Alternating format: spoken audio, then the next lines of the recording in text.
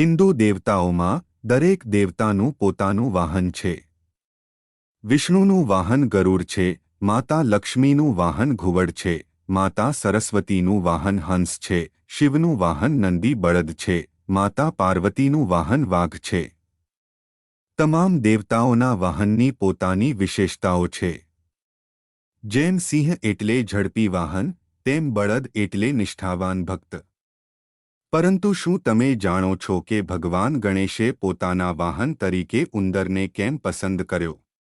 પંડિત ઇન્દ્રમણી ઘનશ્યાલ કહે છે કે ભગવાન ગણેશની ઉંદર પર સવારી પાછળ એક રહસ્ય છુપાયેલું છે.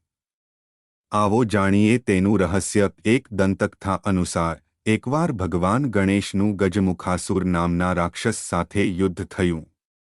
ગજમુખાસુરને કોઈ શસ્ત્રથી મારી શકાય તેમ નહોતું કારણ કે તેને વરદાન મળ્યું હતું.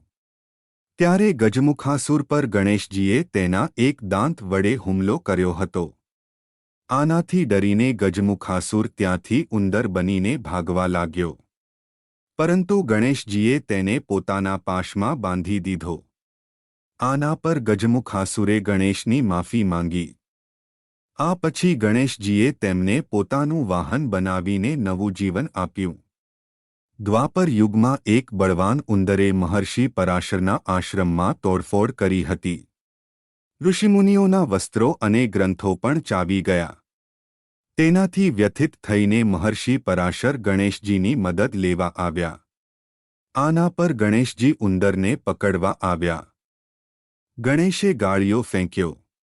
ઉંદર ગળિયાનો પીછો કરતો કરતો પાતાળ લોક પહોંચી ગયો. ત્યાંથી ગાળિયો તેને બાંધીને ગણેશજીની સામે લઈ ગયો. ગણેશજીએ ઉંદરને કહ્યું કે હવે તું મારા શરણમાં છો, તું જે ઈચ્છો તે માંગી શકે છે. આના પર ઉંદરે કહ્યું કે મારે તમારી પાસેથી કંઈ જોઈતું નથી.